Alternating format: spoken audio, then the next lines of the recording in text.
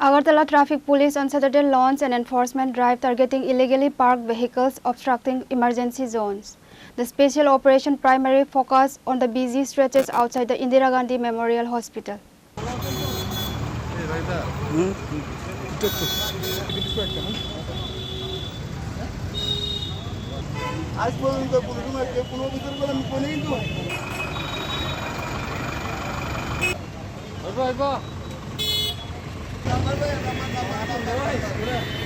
For weeks, haphazardly parked vehicles outside the premier healthcare facility had severely choked the approach roads. The gridlock had reached a critical point, making it immensely difficult for ambulances and vehicles carrying emergency patients to enter the hospital premises on time.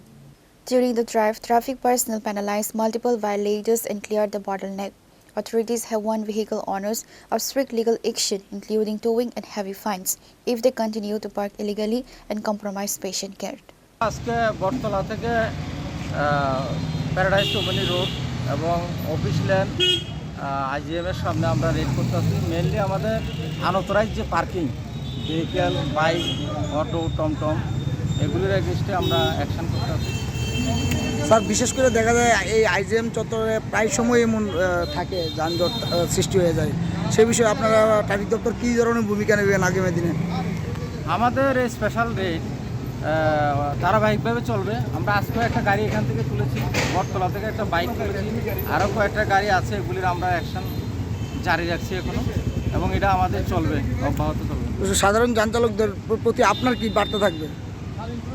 বার্তা থাকবে যে যারা রং পার্কিংয়ে বা unauthorised parking প্লেসে গাড়ি place করেন, আমরা crane দিয়ে গাড়িগুলি নিয়ে যাব, এবং যেগুলি ধরেন টেম্পারিং থাকে নাম্বার প্লেট, ওই যে যাতে সিসি ক্যামেরাতে না আসে, তারপরে মডিফাইড সিলিন্ডার আছে, সাইলেন্সার, এবং যে গাড়িগুলি ট্রাফিক যে রুলস সেগুলি অমান্য করে সেগুলির মধ্যে আমাদের অব্যাহত থাকবে।